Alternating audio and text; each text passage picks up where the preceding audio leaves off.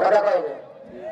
অসংখ্য আলেমদেরকে মিথ্যা মামলা দিয়া ফাঁসির মঞ্চে নিয়ে যাওয়া হলো, কারাগারের মধ্যে অসংখ্য আলেমদেরকে হত্যা করা হলো, শহীদ করা হলো, বিস্ফুস করে শহীদ করা হলো। আল্লামা সাইদি সাহেব সহ, আল্লামা মামুনুল হক সহ অসংখ্য আলেমদেরকে নির্যাতনের পর নির্যাতন করা হলো। কথা বলে ঠিক না বেঠে? এখন তো আমাদের আল্লাহ নবীর কোরআন বন্ধ করার জন্য ওরা যখন পাইতরা করতেছে, কুরাইশ 13টা গোত্রের 13টা নেতারা বসে গেছে।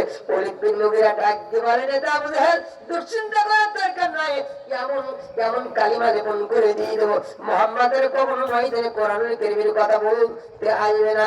আল্লাহ নবী আখিরি জামানার পয়গম্বর হাবিব নবীর চরিত্রে দাগ লাগাই দিল।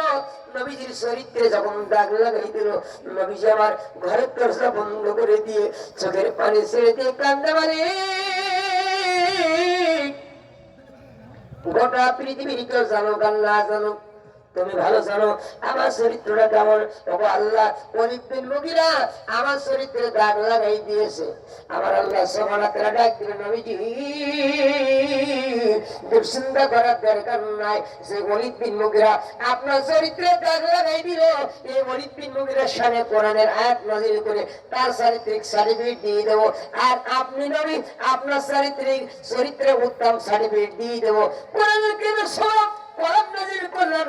আমার আল্লাহ ডাক দিয়ে বলেন, ওয়া ইন্নাকা লাআলা খুলুকিন আযীম।